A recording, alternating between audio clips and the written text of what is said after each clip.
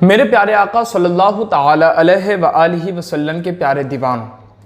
سورہ بقرہ کا مقام نزول حضرت عبداللہ بن عباس رضی اللہ تعالیٰ عنہما کے فرمان کے مطابق مدینہ منورہ میں ہوا۔ سب سے پہلے یہی سورہ جس کو سورہ بقرہ کہتے ہیں نازل ہوئی۔ اس سورہ میں 40 رکوع اور 286 آیتیں ہیں۔ میرے پیارے آقا علیہ الصلوۃ والسلام کی پیارے دیوانوں، یہ سورہ قرآن مقدس کی سب سے بڑی سورہ ہے، اور اس کا جو مرکزی مضمون ہے وہ بنی اسرائیل پر اللہ تعالیٰ کے عطا کردہ انعامات اور بنی اسرائیل کی ناشکری، حضرت موسیٰ علیہ الصلوۃ والسلام کا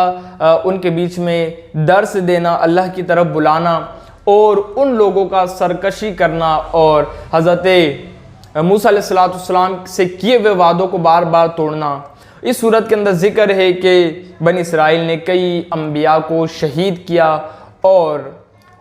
جو ہے تو یہودیوں کے باطل عقائد و نظریات اور ان کے خباثیت کا بیان اس کے اندر مذکور ہے۔